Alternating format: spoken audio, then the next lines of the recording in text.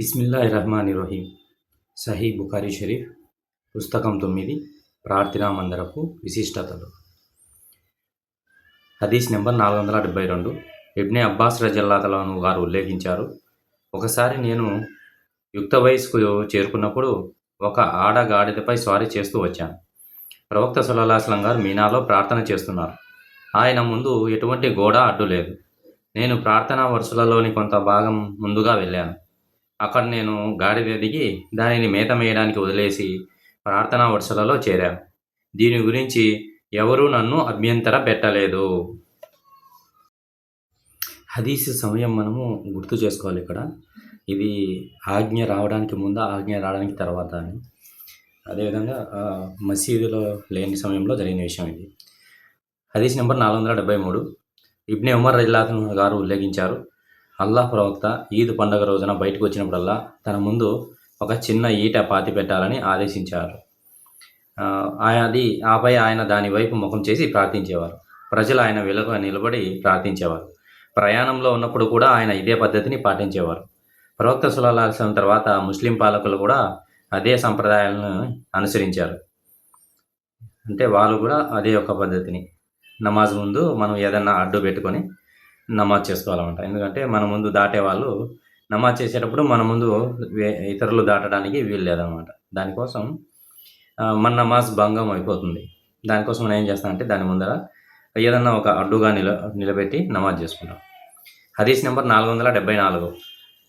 ఔన్ bin అబీ జుహైఫా రజల్లాహు అన్హు గారు ఉల్లేఖించారు, మా తండ్రి ఇలా చెప్పడం నేను విన్నాను. ప్రవక్త మాకు నాయకత్వం వహించి అల్-బత్తా ప్రాంతంలో 2 రకాతుల జోహర్ ప్రార్థనను, ఆ వెంటనే 2 రకాతుల అసర్ ప్రార్థనను చేయించారు. ఆ సమయంలో ఆయన ముందు ఒక చిన్న ఈట పాత పెట్టబడి ఉంది. ఆ హంజా అంటే ఆ చిన్న ఈట అవతలగా స్త్రీలు మరియు గాడిదలు ఆయన ముందుగా వెళ్తుండేవి. మనకు నమాజ్ ముందు మనం ఏదైనా అడ్డ పెట్టుకునేప్పుడు మనం ముందు దాటుకొని పోయినా కానీ మన నమాజ్ అనేది భంగం కాదనమాట.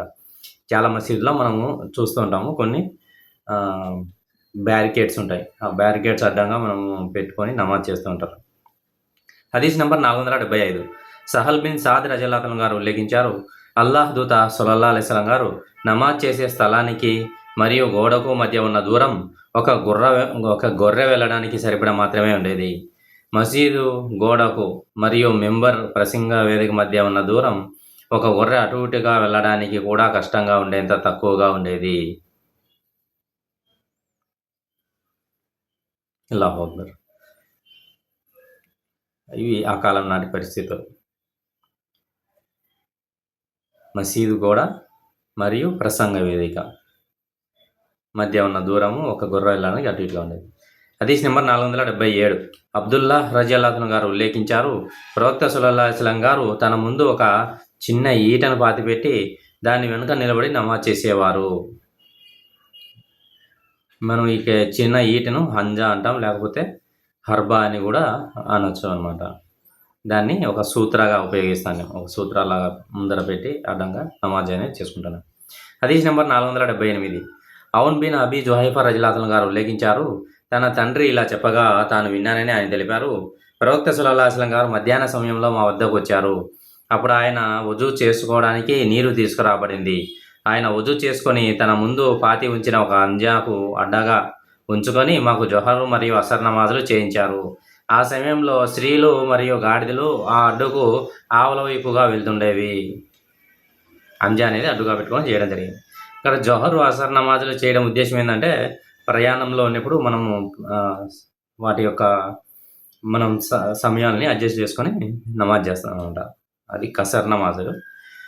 కసర్లో మనకు 2 నమాజులు ఒకేసారి చదవచ్చు. హదీస్ నెంబర్ 479. అనస్ ఇబ్నే మాలిక్ రజల్లాహు అన్హు గారు ఉల్లేఖించారు, ప్రవక్త సల్లల్లాహు అలైహి వసల్లం గారు ఎప్పుడైనా మల విసర్జన కోసం వెళ్ళినప్పుడు నేను మరి ఒక బాలుడు ఒక కర్ర లేదా అంజా మరియు ఒక నీటి పాత్రని తీసుకొని ఆయన వెనుక వెళ్ళేవాళ్ళం. ఆయన మలవిత్ర విసర్జనలు పూర్తి చేసుకున్న తర్వాత మేము ఆ నీటి పాత్రను ఆయనకు అందించేవాళ్ళం. అంటే వజూ చేసుకోవడానికి ఆ నీటి పాత్ర ఇస్తున్నారు. అదేవిధంగా సూత్ర పెట్టి నమాజ్ చేసుకోవడానికి వీలుగా ఈటను కూడా తీసుకునే అనమాట. అప్పట్లో మసీదులు లేవు కాబట్టి మసీదు బయట చదువుతున్నారు. దానివల్ల ఇమామైనా కానీ ముందర ఒక సూత్ర అనేది అడ్డపెట్టుకొని నమాజ్ చేయాల్సి వస్తుంది. హదీస్ నెంబర్ 480 అబూ జుహైఫా రజల్లాహు గారు ఉల్లేఖించారు, ప్రవక్త సల్లల్లాహు అలైహి వసల్లం గారు మధ్యాహ్న సమయంలో బయటకు వచ్చి అల్బత్తా వద్ద 2 రకాతుల జొహర్ మరియు అసర్ నమాజులను ఆచరించారు. ఆ సమయంలో ఆయన ముందు ఒక అంజా చిన్న ఈట అడ్డుగా సూత్రాగా పాతి ఉంచారు. ఆయన వజూ చేసుకున్నారు. అప్పుడు ప్రజలు ఆయన వజూ చేసుకున్న తర్వాత మిగిలిన నీటిని తమ శరీరాలకు రాసుకున్నారు. వీళ్ళు వజూ నీళ్లు ప్రవక్త గారు వాడుకున్న తర్వాత వజూ నీళ్ళు తీసుకెళ్తారు కదా, ప్రవక్త గారు వాడుకున్న తర్వాత ఆ నీళ్లను వీళ్ళందరూ పూసుకుంటారు అన్నమాట. ఆ యొక్క షిఫా చేస్తాయి, ఆ యొక్క నీళ్ళలో షిఫా ఉంది, ఇంకా రకరకాల కారణాలు ప్రవక్త గారి యొక్క రెహమతులు అవి చాలా ఉంటాయి దీంట్లో అనేసి వాళ్ళ ఉద్దేశం. ప్రతిసారి వజూ. హదీస్ నెంబర్ 481 యజీద్ బిన్ అల్ ఉబైద్ రజిల్లాహు గారు ఉల్లేఖించారు, నేను సలామా బిన్ అల్ అక్వాతో పాటు తిరిగేవాడిని. ఖురాన్ గ్రంథాలను భద్రపరిచే స్థలానికి సమీపంలో ఉన్న ఒక స్తంభం వెనుక ఆయన నమాజ్ చేసేవారు. నేను ఇలా అడిగాను, ఓ అబూ ముస్లిం, మీరు ఎల్లప్పుడూ ఈ స్తంభం వెనుకే నమాజ్ చేయడానికి ఎందుకు ఆసక్తి చూపిస్తున్నారో నేను గమనించాను. దానికి ఆయన ఇలా బదిలిచ్చారు, ప్రవక్త సల్లల్లాహు అలైహి వసల్లం గారు కూడా ఎప్పుడు ఆ స్తంభం సమీపంలో నమాజ్ చేయడానికి ఆసక్తి చూపించడం నేను చూశాను. ఆ స్తంభం వెనుకనే ఇప్పుడు ప్రవక్త గారు కూడా చేస్తున్నాను కాబట్టి నేను చేస్తాను. ఎప్పుడైనా మనం ఉమ్రాకి కానీ హజ్జుకి కానీ వెళ్ళినప్పుడు ఈ ప్రదేశాలన్నీ చూడడానికి మనకి ఎంతో సమయం దొరుకుతుంది.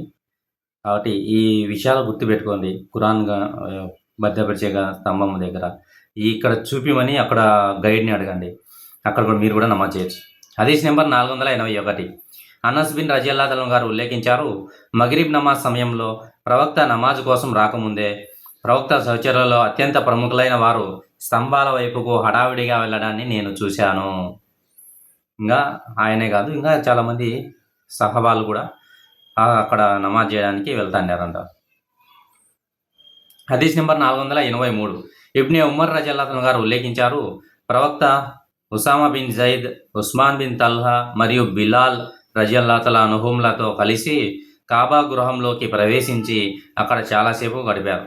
వారు బయటకు వచ్చినప్పుడు కాబాలోకి ప్రవేశించిన మొదటి వ్యక్తిని నేనే. నేను బిలాల్ రజియల్లాహు అన్హు గారిని ఇలా అడిగాను, ప్రవక్త సల్లల్లాహు అలైహి వసల్లం గారు నమాజ్ ఎక్కడ చేశారు? బిలాల్ రజియల్లాహు అన్హు గారు ఇలా బదిలిచ్చారు, ముందు వరుసలో ఉన్న 2 స్తంభాల మధ్య. ఇది కాబా గృహం లోపల స్తంభాలు. హదీస్ నెంబర్ 484 నాఫీ రజియల్లాహు అన్హు గారు ఉల్లేఖించారు, అబ్దుల్లా బిన్ ఉమర్ రజియల్లాహు అన్హు గారు ఇలా అన్నారు, అల్లాహ్ దూత ఉసామా బిన్ జైద్, బిలాల్ మరియు ఉస్మాన్ బిన్ తల్హా అల్ హజాబీ లతో రజియల్లాహు అన్హులతో కలిసి కాబా గృహంలోకి ప్రవేశించి తలుపులు మూసివేసి అక్కడ కొంత సమయం గడిపారు. వారు బయటకు వచ్చినప్పుడు నేను బిలాల్ రజియల్లాహు అన్హు గారితో అడిగాను, ప్రవక్త గారు అక్కడ ఏమి చేశారు? ఆయన ఇలా బదిలిచ్చారు, ఆయన తన ఎడమ వైపున ఒక స్తంభం, కుడి వైపున ఒక స్తంభం మరియు వెనక వైపున 3 స్తంభాలు ఉండేలా నమాజ్ చేశారు. ఆ రోజుల్లో కాబా గృహం 6 స్తంభాల ఆధారంతో నిలిచి ఉండేది. మాలిక్ రజియల్లాహు అన్హు గారు ఇలా అన్నారు, ప్రవక్త గారు కుడి వైపున 2 స్తంభాలు ఉన్నాయి. ప్రవక్త గారి కుడి వైపున 2 స్తంభాలు ఉన్నాయి నమాజ్ చేసేటప్పుడు అనమాట. అల్లాహ్ అక్బర్. ఇప్పుడు నాకు తెలిసి 2 స్తంభాలే ఉన్నాయి అనేసి అనుకుంటున్నాను. అల్లాహ్కి తెలుసు అనే విషయాలు. హదీస్ నెంబరు అది కాబా గృహంలోకి ఎవరికి కూడా అనుమతి లేదు వెళ్ళడానికి. విఐపీ పర్సన్స్ మాత్రమే, దేశ ప్రధానులు, తర్వాత మసీద్ ఇమాములు అలాంటి వారు మాత్రమే వెళ్తారన్నమాట. హదీస్ నెంబర్ 485 నాఫీ రజియల్లాహు అన్హు గారు ఉల్లేఖించారు, ప్రవక్త సల్లల్లాహు అలైహి వసల్లం గారు తన ఆడవంటను అడ్డంగా కూర్చోబెట్టి దాని వైపు ముఖం చేసి నమాజ్ చేసేవారు. నేను అడిగాను, ఒకవేళ ఆడవంట కదలకపోతే ప్రవక్త ఏమి చేసేవారు? ఆయన ఇలా చెప్పారు, ఆయన దానిపై ఉండే జీనును తీసుకొని దానిని తన ముందు ఉంచుకొని ఆ జీను వెనక భాగానికి అభిముఖంగా నమాజ్ చేసేవారు. ఇబ్నే ఉమర్ రజియల్లాహు అన్హు గారు కూడా ఇలాగే చేసేవారు. సూత్రా వెనక తప్ప నమాజ్ చేయకూడదని ఇది సూచిస్తుంది.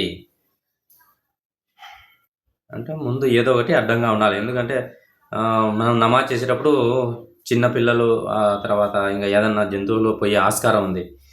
ఇవి నమాజ్ భంగం చేసే ఆస్కారం చాలా ఎక్కువగా ఉంటుందన్నమాట. కాబట్టి మనం ఒక సూత్ర అనేది కంపల్సరీ ఉండాలి. ఈట ఎందుకు పెడుతున్నారంటే, ఈట చూసి కొన్ని జంతువులు రావడం భయపడతాయి. ఎవరే ఏమన్నా చేయగలరా, ఏమన్నా చేస్తారేమో వీళ్ళు, ఆ ఉద్దేశంతో జంతువులు రావడానికి భయపడతాయి అన్నమాట. వాళ్ళు మసీదు బయట ఉన్నారు కాబట్టి. హదీస్ నెంబర్ 486 ఆయిషా రలియల్లాహు అన్హా గారు ఉల్లేఖించారు, మీరు మమ్మల్ని అంటే స్త్రీలను కుక్కలు మరియు గాడిదలతో సమానంగా చూస్తారా? నేను నా పడకపై పడుకొని ఉన్నప్పుడు ప్రవక్త గారు వచ్చి ఆ పడక మధ్య భాగానికి అభిముఖంగా నమాజ్ చేసేవారు. ఆయన నమాజ్ చేస్తున్నప్పుడు ఆయన ముందు నిలబడడం మంచిది కాదని నేను భావించేదాన్ని. కాబట్టి నేను పడక అడుగు భాగం వైపు నుండి నెమ్మదిగా నిశ్శబ్దంగా జరిగి బయటికి వెళ్ళిపోయేదాన్ని. ప్రవక్త గారు నమాజ్ నిలబడినప్పుడు అదే ఇక్కడ ముందు ఉండడం మంచిది కాదని భావించామె నెమ్మదిగా అటుపక్క జారుకునేవాళ్ళు. ఇదే హదీసు 488లో కూడా మనం తెలుసుకోవచ్చు. ఇంకొంచెం విపులంగా రావచ్చు అక్కడ. హదీస్ నెంబర్ 489. బుస్ర్ బిన్ సయీద్ రజియల్లాహు గారు ఉల్లేఖించారు, నమాజ్ చేస్తున్న వ్యక్తి ముందు నుండి మరొక వ్యక్తి వెళ్ళడం గురించి అల్లాహ్ ప్రవక్త నుండి అబూ జుహైమ్ ఏమి విన్నారో తెలుసుకోవడానికి జైద్ బిన్ ఖాలిద్ అతన్ని అబూ జుహైమ్ వద్దకు పంపారు. అబూ జుహైమ్ రజియల్లాహు గారు ఇలా సమాధానం ఇచ్చారు, ప్రవక్త సల్లల్లాహు అలైహి వసల్లం గారు ఇలా అన్నారు, నమాజ్ చేస్తున్న వ్యక్తి ముందు నుండి వెళ్ళే వ్యక్తి తన పాపం యొక్క తీవ్రత ఎంతటిదో తెలుసుకున్నట్లయితే ఆ వ్యక్తి ముందు నుండి వెళ్ళడం కంటే 40 పాటు వేచి ఉండడానికే ఇష్టపడతారు. ఆయన 40 రోజులు అన్నారా, 40 నెలలు అన్నారా, 40 సంవత్సరాలు అన్నారా అనేది నాకు ఖచ్చితంగా గుర్తులేదు.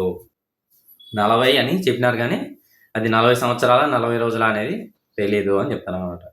ఒక నమాజ్ చేసుకునే వ్యక్తి ముందు నుంచి పోవడం ఎంత పాపం అది. ఆ పాపం గురించి తెలిస్తే కనుక అతను 40 దినాలన్నా లేకపోతే 40 సంవత్సరాలన్నా అంతటి రోజులు వెయిట్ చేయడానికి ఇష్టపడతారంట.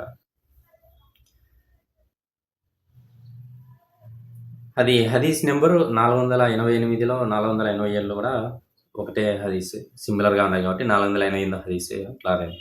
హదీస్ నెంబర్ 490. ఆయిషా రలియల్లాహు గారు ఉల్లేఖించారు, నమాజ్ను భగ్నం చేసే విషయాల ప్రస్తావన నా ముందు వచ్చింది. వారు ఇలా అన్నారు, కుక్క, గాడిద మరియు స్త్రీ నమాజ్ చేస్తున్న వారు ముందు నుండి వెళ్తే నమాజ్ భగ్నం అవుతుంది. అప్పుడు నేను ఇలా అన్నాను, మీరు స్త్రీలను కుక్కలతో సమానం చేశారు. ప్రవక్త నమాజ్ చేస్తుండగా నేను ఆయనకు మరియు ఆయన కిబ్లాకు మధ్య ఉన్న పడకపై పనుకొని ఉండడం నేను చూశాను. నాకు ఏదైనా అవసరం కలిగినప్పుడు నేను ఆయనకు ఎదురుగా ఉండడం ఇష్టం లేక మెల్లగా జారుకొని వెళ్ళిపోయేదాన్ని. అంటే ప్రవక్త గారు ఆయిషా రలియల్లాహు గారు ముందుగా పడుకొని ఉన్నా కానీ ఆయన నమాజ్ చేసుకుంటాను. అంటే ఇక్కడ సూత్ర అవసరం లేదు. సూత్ర మనకు మసీదు వెలుపల బయట ప్రదేశాల్లో ఉన్నప్పుడు సూత్ర అవసరం అవుతుంది. మసీదు లోపల ఉన్నప్పుడు కూడా ముందు ఏమన్నా మనిషి పోయే ఛాన్స్ ఉందంటే అక్కడ కూడా సూత్ర అనేది అవసరమవుతుంది. ఎక్కడ అయితే మన ముందు మనుషులు దాటుకునే పరిస్థితి కనపడినప్పుడు ఖచ్చితంగా సూత్ర అనేది పాటించాలన్నమాట. సూత్ర పాటించకుండా నమాజ్ చేయడం అనేది ఎదుటి మన ముస్లిం సోదరిని ఇబ్బంది పెట్టినట్టే. హదీస్ నెంబర్ 491. ఆయిషా రలియల్లాహు అన్హా గారు ఉల్లేఖించారు, ప్రవక్త నమాజ్ చేస్తుండగా నేను ఆయన ముందు ఉన్న పడకపై అడ్డంగా పడుకొని ఉండేదాన్ని. ఎప్పుడైతే విత్రా నమాజ్ చేయాలనుకునేవారో అప్పుడు నన్ను నిద్రలేపేవారు. దాంతో నేను కూడా విత్ర నమాజ్ చేసేదాన్ని. విత్ర నమాజు అక్కడ తహజుద్ తర్వాత చేస్తున్నారు అన్నమాట ప్రవక్త గారు. కాబట్టి ఆ టైంలో లేపుతున్నారు. మనం బేసి సంఖ్య నమాజ్ అంటాం. బేసి సంఖ్య నమాజు ముగింపుగా చేయాలనేసి ఉమర్ రలియల్లాహు గారు పేర్కొన్నట్లు గుర్తు నాకు. తహజుద్ నమాజ్ తర్వాత వాళ్ళు చేస్తాను విత్ర నమాజ్. హదీస్ నెంబర్ 492. ఆయిషా రలియల్లాహు అన్హా గారు ఉల్లేఖించారు, ప్రవక్త సల్లల్లాహు అలైహి వసల్లం వారి భార్య నేను ప్రవక్త గారి ముందు పడుకునేదాన్ని. నా కాళ్ళు ఆయన కిబ్లా వైపు ఆయనకు ఎదురుగా ఉండేవి. ఆయన సజ్దా చేసినప్పుడల్లా నా పాదాలను పక్కకు జరిపేవారు. నేను వాటిని వెనక్కి తీసుకునేదాన్ని. ఆయన నిలబడినప్పుడల్లా నేను మళ్ళీ వాటిని చాచుకునేదాన్ని. ఆయిషా రలియల్లాహు అన్హా గారు ఇంకా ఇలా జోడించారు, ఆ రోజుల్లో ఇళ్లలో దీపాలు ఉండేవి కావు. అంటే చీకట్లలో తహజుద్ నమాజ్ చేస్తున్నారు అన్నమాట. కాబట్టి చిన్న ఇరుకు ప్రదేశాలు అక్కడే సజ్దా చేస్తున్నారు, అక్కడే పనుకొని చోటే నమాజ్ కూడా చేసుకుంటాను నేను. ఇస్లాం అనేది చాలా కష్టాలపై మన వద్దకు వచ్చింది. మనం ఈరోజు ఎంతో చాలా సుఖంగా బతుకుతున్నాం. ఎంతో అన్ని సౌకర్యాలు ఉన్నాయి మనకి. ఏమంటే మనలో సన్నగిలిపోయింది. హదీస్ నెంబర్ 493. ఆయిషా రలియల్లాహు అన్హా గారు ఉల్లేఖించారు, ప్రార్థనను భగ్నం చేసే విషయాల గురించి నా ముందు ప్రస్తావన వచ్చింది. కుక్క, గాడిద మరియు స్త్రీ. నేను ఇలా అన్నాను, మీరు మమ్మల్ని గాడిదలు మరియు కుక్కలతో పోల్చారు. అల్లాహ్ సాక్షిగా ప్రవక్త గారు ప్రార్థన చేస్తుండగా నేను ఆయనకు మరియు కిబ్లాకు మధ్య నా పడకపై పడుకొని ఉండటం నేను స్వయంగా చూశాను. నాకు ఏదైనా అవసరం కలిగినప్పుడు లేచి కూర్చొని ప్రవక్త గారికి ఇబ్బంది కలిగించడం నాకు ఇష్టం ఉండేది కాదు. కాబట్టి నేను ఆయన పాదాల వైపు నుండి నెమ్మదిగా పక్కకు జారిపోయేదాన్ని. అట్లా జరుగుతాను అన్నమాట పరిస్థితి. ఈ హదీస్ మనకి ముందు కూడా మనం తెలుసుకుంటూ ఉంటాం. ఇప్పటికీ చాలాసార్లు వచ్చింది హదీసే. దీని యొక్క ఆవశ్యకత, అవసరం ఎంత ఉందో మనం గమనించగలం. హదీస్ మాటిమాటికి వస్తుందంటే దాని నుంచి మనము తెలుసుకోవాల్సిన విషయం చాలా ఎక్కువ ఉందనేసి అర్థం అనమాట. హదీస్ నెంబర్ 494. ఆయిషా రజియల్లాహు అన్హా గారు ఉల్లేఖించారు, ప్రవక్త సల్లల్లాహు అలైహి వసల్లం గారు రాత్రివేళ నిద్రలేచి ప్రార్థన చేసేవారు. ఆ సమయంలో నేను ఆయనకు మరియు కిబ్లాకు మధ్య అడ్డంగా ఆయన కుటుంబానికి చెందిన పడకపై పడుకొని ఉండేదాన్ని. అంటే ఆయిషా రజియల్లాహు గారు నిద్రపోతున్నప్పుడు ఆమె ముందే నమాజ్ అనేది చేసుకుంటున్నారు అన్నమాట. హదీస్ నెంబర్ 495. అబూ ఖతాదా రజియల్లాహు అన్హు గారు ఉల్లేఖించారు, ప్రవక్త గారు ప్రార్థన చేస్తుండగా ఆయన ఉమామా తన ముడిలో మోసుకొని ఉన్నారు. ఉమామే అంటే ఈమె ప్రవక్త గారి మరియు జైనబ్ రజియల్లాహు గారికి పుట్టినటువంటి కుమార్తె. ఈమె ఆస్ బిన్ రబియా బిన్ అబ్దుషమ్స్ గారి కుమార్తె కూడా. ఆయన సజ్దా చేసినప్పుడు ఆమెను కిందికి దించేవారు. ఆయన నిలబడినప్పుడు ఆమె మళ్ళీ తమ మెడపైకి ఎత్తుకునేవారు. పిల్లవాళ్ళు అంతే మెడకు చుట్టుకుంటూ అంటారు నమాజులన్నీ కూడా. దాన్ని వాళ్ళు వారించేవాళ్ళు కాదనమాట. కానీ నమాజ్లో హదీస్ నెంబర్ 496. మైమునా బిన్త్ అల్ హారిస్ రజియల్లాహు గారు ఉల్లేఖించారు, నా పడక ప్రవక్త సల్లల్లాహు అలైహి వసల్లం గారి నమాజ్ చేసే స్థలం పక్కనే ఉండేది. నేను నా పడపై పనుకొని ఉన్నప్పుడు కొన్నిసార్లు ఆయన వస్త్రం నాపై పడేది.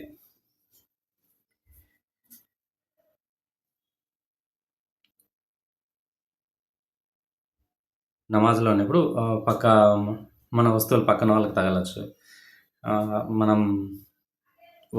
మనం చెప్పే జిక్ర్ కనుక వాళ్ళకి వినపడచ్చు. హదీస్ నెంబర్ 497. మైమునా రజియల్లాహు గారు ఉల్లేఖించారు, నాకు నెలసరి ఉన్నప్పుడు నేను ఆయన పక్కనే నిద్రించేదాన్ని. ఆ సమయంలో ప్రవక్త సల్లల్లాహు అలైహి వసల్లం గారు నమాజ్ చేసేవారు. ఆయన సజ్దా చేసినప్పుడు ఆయన వస్త్రం నన్ను తాకేది.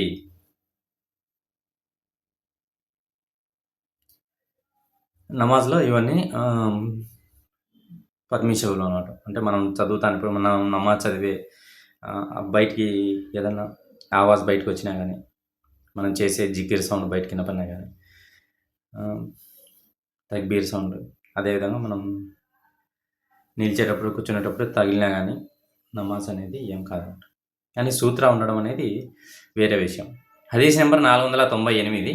ఆయిషా రజియల్లాహు అన్హా గారి కథనం ప్రకారం, మీరు మమ్మల్ని కుక్కలు గాడిదలతో సమానం చేయడం మంచిది కాదు. నిస్సందేహంగా నేను చూశాను. నేను అల్లాహ్ ప్రవక్తను గిబ్లా మధ్య పడుకొని ఉన్నప్పుడు ఆయన నమాజ్ చేసేవారు. ఆయన సజ్దా చేయాలనుకున్నప్పుడు నా కాళ్ళను తోయగా నేను వాటిని వెనక్కి తీసుకున్నాను. ఇక్కడ 2 విషయాలు మనం గుర్తుపెట్టుకోవాలి. ఒకటి, ఆరు బయట నమాజ్ చేయడం. రెండవది, మసీదు లోపల లేకపోతే ఏదైనా ఇళ్ళ లోపల నమాజ్ చేయడం. మసీదు బయట నమాజ్ చేసేటప్పుడు, ఆరు బయట చేసేటప్పుడు సూత్ర అనేది కంపల్సరీ ఉండాలి. సూత్ర లేకపోవడం వల్ల జంతువులు దాడి చేసే అవకాశం ఉంది. హదీస్ నెంబర్ 499. అమర్ బిన్ మైమూన్ రజియల్లాహు అన్హు గారి కథనం ప్రకారం, అబ్దుల్లా బిన్ మసూద్ రజియల్లాహు అన్హు గారు ఇలా అన్నారు, ప్రవక్త సల్లల్లాహు అలైహి వసల్లం గారు కాబా వద్ద నమాజ్ చేస్తుండగా అక్కడ కొంతమంది ఖురైష్ ప్రజలు ఒక గుంపుగా కూర్చొని ఉన్నారు. వారిలో ఒకడు ఇలా అన్నారు, దీన్ని మీరు చూడలేదా? కేవలం ప్రదర్శన కోసం పనులు చేసేవాడిని.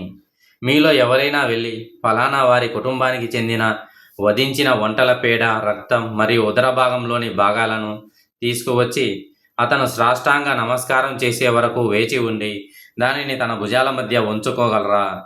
వారిలో అత్యంత దురదృష్టవంతుడైన ఉక్బా బిన్ అబీ ముఆత్ వెళ్ళి వాటిని తీసుకువచ్చారు.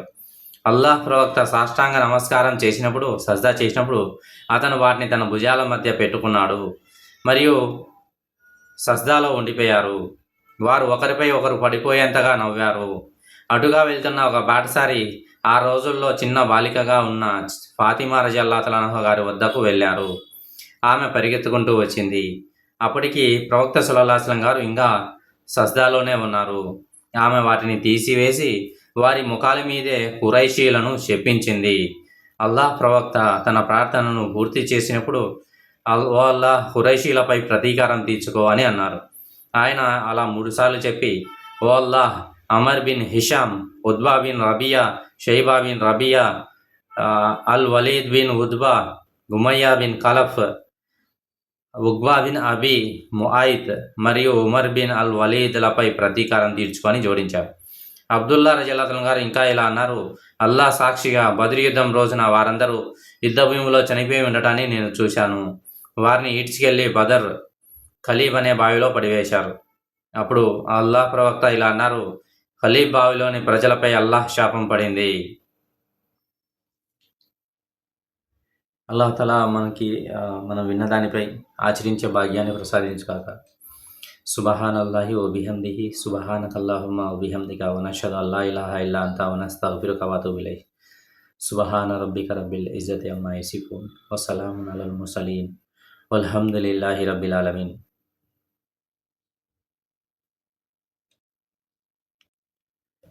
అందరూ సబ్స్క్రైబ్ చేసుకోండి, షేర్ చేయండి. తద్వారా మిగతా ముస్లిం సోదరులు కూడా ఈ హదీసులు చేరే అవకాశం కలుగుతుంది.